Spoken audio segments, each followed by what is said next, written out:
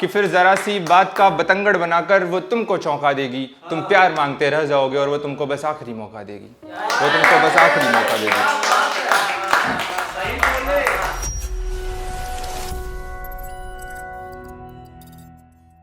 तो सबसे पहले तो यहाँ पे 150 लोग बैठे हैं, तो सब लोग एक बार तेज से तालियां बजा दो यार। बिल्कुल आवाज नहीं आ रही, इतने लोग हो यहाँ पे।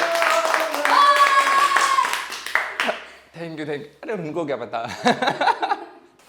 देखो आज के टाइम पे तुम किसी भी लड़के या लड़की से पूछो कि भाई तुम्हारे रिलेशनशिप का एम क्या है, तुम क्या करना चाहते हो, तो उनके मुंह से सबसे पहले यही निकलता है, अगर हम दोनों में से कोई एक भी सक्सेस हो गया तो फिर हम शादी कर लेंगे। निकलता है ना, या तो ये IAS बन जाए या तो फिर मेरा नीट क्वालिफाई हो जाए, हम शादी कर लेंगे। और वो कर भी लेते हैं, लेकिन किसी और से। जो सक्सेस हो जाता है वो कहीं और शादी कर लेता है। ठीक है, तो ब्रेकअप सब अपने हिसाब से ब्रेकअप लिखते हैं, मैंने अपने हिसाब से लिखा है, तो मेरा हिसाब सुनिएगा। ठीक है, कि होता है जब तो आत्मा रोती है, जिनका कटा है उनको समझ में आएगा। कि होता है जब तो आत्मा रोती है, कैसा इफेक्ट बताता हूँ। आओ मैं आज तुमको ब्रेकअप का प्रोसेस समझाता हूँ कि पहले पहले इश्क तो ऐसे करेगी मानो पागल हो जाएगी, फिर देकर सुकून की बूंदे दो चार दुखों का बरसता बादल हो जाएगी, और तुमको मेहनत करने से ही मिलेगी मंजिल समझो। और तुमको मेहनत करने से ही मिलेगी मंजिल समझो। वो टी-शर्ट पहनकर भी वीडियो डालेगी तो वायरल हो जाएगी। तालियां बजाओ यार। शुक्रिया। वो होता है ना जब मतलब पहली बार हमें कोई बेबी बाबू या बच्चा कहता है, तब कैसी गुदगुदी सी होती है अंदर। कहाँ पे होती है मत पूछना, ठीक है। होती है ना गुदगुदी सी, बाकियों का नहीं पता। जब मेरी वाली ने मुझे पहली बार बेबी बाबी बच्चा कहा था, तो मैं 17 साल का निब्बा 22 साल का होके घूम रहा था। ठीक है, तो फिर मैंने तब ये शेर लिखा था कि लेकिन यहीं से बर्बादी शुरू होती है। तो मैंने शेर लिखा था कि पहले पहले तो तुम खुशी से खून पिलाओगे उसे, कि पहले पहले तो तुम खुशी से खून पिलाओगे उसे, फिर वो धीरे धीरे आदम खोर होने लगेगी।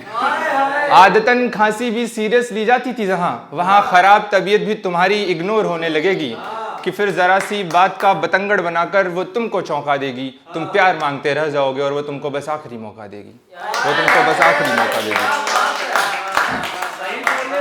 कि ज्यादा कुछ नहीं होगा, बस एक पुरानी स्क्रिप्ट को तुम फिर से दोहराओगे। कल तक हंसते थे जिन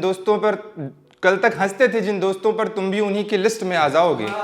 कि एक टाइम आता है ना जब आप किसी को रंगे हाथों पकड़ लेते हो। मैंने अपनी गर्लफ्रेंड को रंगे हाथों पकड़ लिया। फिर वो कुछ लड़कियां होती हैं पीछे से ऐसे बाल संभालते हुए आएंगे और कहेंगे क्या छोटी छोटी बातों में शक करते रहते हो, ऐसे थोड़ी ना छोड़ दूंगी तुम्हें। तो दरअसल वो सच कह रही होती है, ऐसे थोड़ी ना छोड़ देगी तुम्हें, तड़पा तड़पा के छोड़ेगी।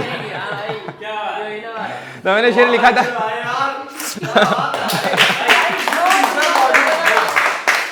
Thank you. तब मैंने शेर लिखा था, अगर निभाने पे आ जाए तो कायनात की सारी वफाएं लगा दे। कि अगर निभाने पे आ जाए तो कायनात की सारी वफाएं लगा दे, और ना चाहने पे आ जाए तो घर वालों से कह के दफाएं लगा दे। अगर ना चाहने पे आ जाए तो घर वालों से कह के दफाएं लगा दे। अरे वो सिर्फ दोस्त है मेरा, जब चाहोगे तब इस रिश्ते को लॉक कर दूंगी। तुम एक बार कह के तो देखना, तुरंत उस लड़के को ब्लॉक कर दूंगी। तुरंत जब भी तुमसे कोई लड़की ऐसा कहे कि अरे वो तो ऐसा ही हम बात करते हैं, जब कहना ब्लॉक कर देंगे, तो कहना तुरंत कर बहनचोद, अभी कर इसे। ठीक है, क्योंकि जब तुम क्या नाम, अगर तुमने उस टाइम नहीं कराया तो उस लड़के के साथ वो छिन रही कि उस लेवल तक कंफर्टेबल हो जाएगी ना कि फिर तुम्हारे कहने ना कहने से कोई फर्क नहीं पड़ेगा। तो तुरंत कराना ब्लॉक। भाई एडल्ट शेर है मेरे, मैं डार्क शायर हूँ, तो झेल लेना जैसा भी है। ठीक है, बहुत कुछ ज़्यादा ही एडल्ट है ये सुनना। कि इसको क्या नाम है, तो मैंने एडल्ट शेर लिखा था कि इनको बस व्हाट्सएप पे ही किसेस मिलते हैं, इनको बस व्हाट्सएप पे ही किसेस मिलते हैं। ठीक है, ये इमोशन में आकर बह जाते हैं। और जीवन की एक सच्चाई बताऊं, ये सच्चा प्यार करने वाले लड़के अक्सर बिना लिए ही रह जाते हैं।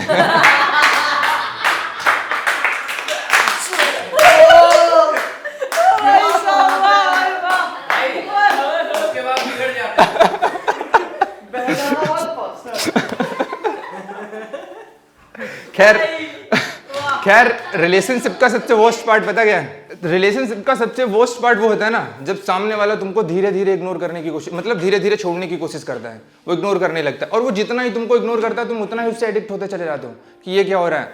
तब मैंने ये शेर लिखा था कि सारे बहाने बनावटी हैं उसके, कि सारे बहाने बनावटी हैं उसके, वो जो मुझको सच्चे बना कर देती है, वो जो बस जरा सी दूरियों पर रोने लगती थी, अब छोड़ जाने की बात पर भी हाँ कर देती है, और बस मेरे ही शेरों पर नहीं आती है दात उसको। तुम लोग दात देना कि बस मेरे ही शेरों पे नहीं आती है दात उसको, वो रकीब की बात भी सुनती है तो वाह वाह कर देती है, तो वाह वाह कर देती है।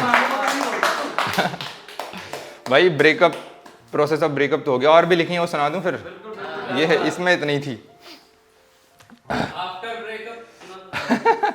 उसके बाद तो बहुत खतरनाक है, वो मत सुनो। एक दोस्त है मेरा जो कह रहा था, मतलब उसने रो धो के अपनी कहानी सुनाई, तो ये शायरी नहीं, उसका रोना लिख दिया मैंने, ठीक है, यूज़ कर लिया। ठीक है, मतलब यार तो ये बस लिखा है, अजय नाम है उसका, थोड़ा उसको भी मिल जाएगा। तो मैंने शेर लिखा कि कमाल की जोड़ी थी उनकी, कमाल की जोड़ी थी उनकी, वो दोनों अच्छे दिखते थे, और उनकी लव स्टोरी के आगे हम सब बच्चे दिखते थे। अंदाज अलग था दोनों का, अलग हक जताने का तरीका था, सच कहूँ तो उनको देखकर ही मैंने प्यार करना सीखा था। कि एक दिन उसका कॉल आया, उनकी गर्लफ्रेंड का, कि एक दिन उसका कॉल आया, बोली कुछ खास रिश्तों को निभाने जा रही हूँ, रहती थी अभी तक मामा के यहाँ, अब मैं अपने घर पुराने जा रही हूँ। तुम प्यार हो आखिर मेरे, तुम्हारा गला थोड़ी घोटूंगी, बस कुछ दिन की बात है मेरी जान में जल्द लौटूंगी। ना जी रहा था ना मैं मर ही सकता था, इंतजार के सिवा और मैं क्या ही कर सकता था।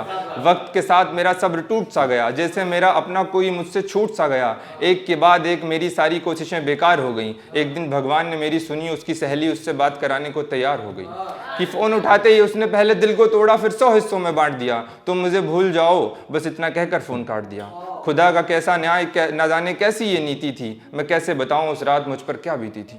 फरेब से भरे खोखले वादे करके जब वो अपने घर गया था, सच बताऊं तो मेरे लिए वो उसी दिन मर गया था, उसी दिन मर गया था। ये मेरा दोस्त कल ही रो रहा था और मैंने उसको शायरी में लिख दिया फिर। शुक्रिया, थैंक यू।